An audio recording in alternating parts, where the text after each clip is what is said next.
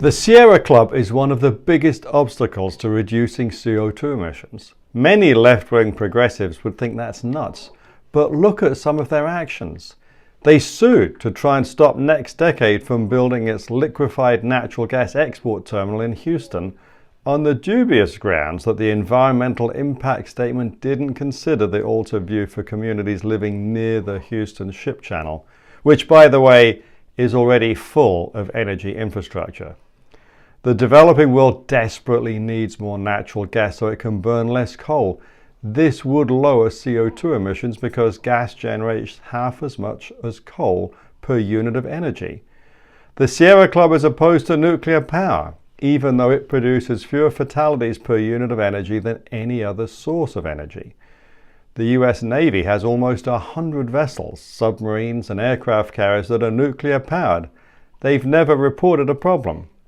If you really care about the climate, you can't be opposed to all the practical solutions and pretend that solar and wind can do everything. Data centers are going to drive electricity demand up a lot over the next several years.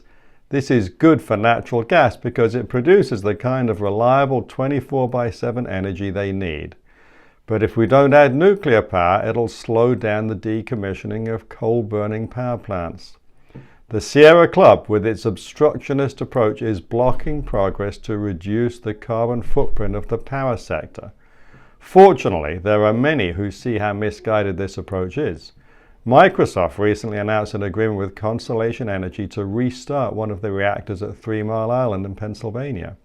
This is so Microsoft can use reliable, carbon-free electricity for their data centers.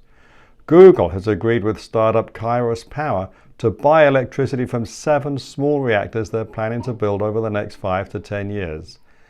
I haven't seen anyone say they need more solar and wind power to provide for data centers.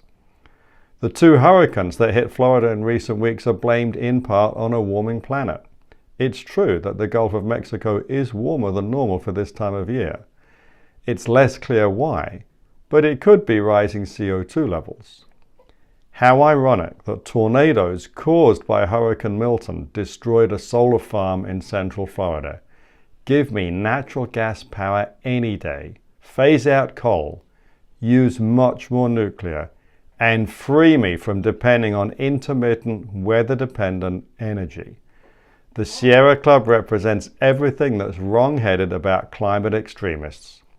Energy Transfer is suing Greenpeace over their protests in North Dakota a few years ago. Let's hope the same thing happens to the Sierra Club so they'll get out of the way of real solutions. If you're interested in learning more about the energy sector and interest rates, then don't forget to subscribe and follow us on LinkedIn and Twitter. Our handles are in the description box below. To find out more about what we're thinking, you can sign up for our twice-weekly blog at sl-advisors.com. We always love to hear from you, so if you have any comments or blog ideas, please leave them down below. I'm Simon Lack. Thank you for watching this video.